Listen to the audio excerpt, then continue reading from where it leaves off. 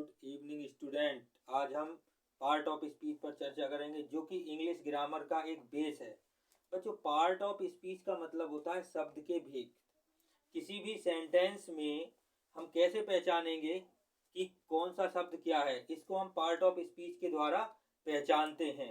अगर कोई सेंटेंस आपके पास लिखा हुआ है, मान लीजिए यहाँ पे मैंने लिख दिया मोहन इज ए बॉय, तो यहाँ पर बच्चों मोहन मोहन शब्द क्या है, ये नाउन है। इज क्या है, वर्ब है। बॉय क्या है, ये भी नाउन है।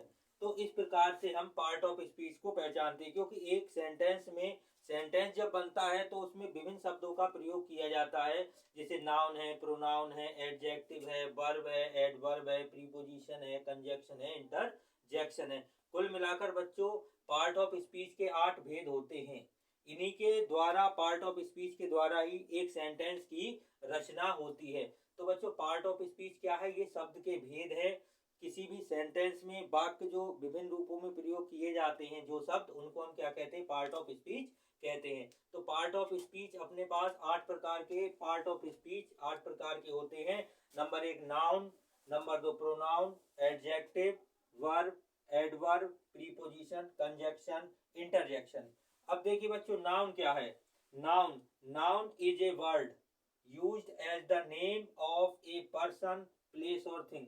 मतलब नाउन वह शब्द होता है जो किसी शब्द के लिए, किसी का नाम हो, किसी पर्सन का नाम हो, किसी स्थान का नाम हो या किसी वस्तु का नाम हो, उसको हम क्या कहते हैं, उसको हम नाउन कहते हैं। जैसे रमेश, आगरा, पेन। यहाँ पे रमेश व्यक्ति का नाम है, आगरा स्थान का नाम है और पेन किसी वस्तु का नाम है।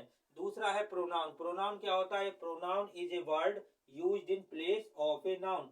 अर्थात ये प्रोनाउन वह शब्द है जो नाउन की जगह उपयोग किया जाता है। जैसे हरी इज अब्सेंट बिकॉज, हरी आज अनुपस्थित है क्योंकि ही इज सिक। तो यहाँ पर हरी हरी नाउन है, इसकी जगह ही का प्रयोग हुआ है। तो बच्चों ही क्या है, ही यहाँ पर प्रोनाउन है। तो प्रोनाउन क्या होता है, प्रोनाउन वह वर्ड है जो नाउन की जगह प्रयोग किए जाते हैं। जैसे I, we, you, they, he, she, it, name, ये सब हमारे क्या कहलाते हैं, प्रोनाउन कहलाते हैं। अगला है आपका एडजेक्टिव। एडजेक्टिव क्या होता है, adjective an adjective is a word that qualities of a noun और प्रोनाउन। एडजेक्टिव वह वर्ड होता है जो नाउन और प्रोनाउन की क्वालिटी को बताता है। जैसे Sonu is a brave man, Sonu एक बहादुर लड़का है। तो यहाँ पर सोनू की क्वालिटी क्या है, ब्रेव, बहादुर है। तो सोनू कैसा लड़का है, एक बहादुर लड़का है। तो सोनू की विशेषता यहाँ पर क्या है, बहादुरी की है। ठीक है।